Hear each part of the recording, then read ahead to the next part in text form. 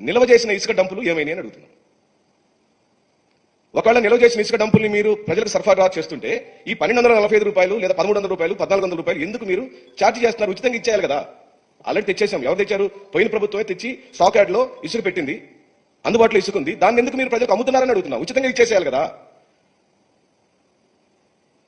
ఏదైతే ఆ ఛార్జెస్ అన్ని ఉన్నాయో అవన్నీ కూడా గత ప్రభుత్వంలో అది ప్రభుత్వం భరించి తీసుకొచ్చి స్టాక్ చేసినటువంటి ఇసుకని ఇప్పుడు ప్రభుత్వం ఉచితంగా సరఫరా చేయాల్సిన ఇసుకని డబ్బులు రేట్లు పెట్టి ఎందుకు అమ్ముతున్నారు మా ప్రశ్న. అలాగనే మా ప్రభుత్వం అయిపోయి మీ ప్రభుత్వం పవర్లోకి వచ్చినప్పుడు 80 లక్షల టన్నులు అందుబాటులో ఉందండి.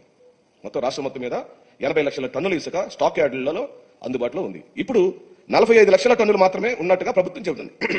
ఇప్పుడు ఈ జీవో వచ్చేప్పటికి జీవోలో వారు చెప్పినటువంటి నంబర్ ఎంతంటే 45 లక్షలు. ఆ 80 లక్షలకు ఈ 45 లక్షల మధ్యలో ఉన్న వ్యత్యాసం ఏమైందని అడుగుతున్నాం. అంటే సుమారుగా 35 లక్షల టన్నుల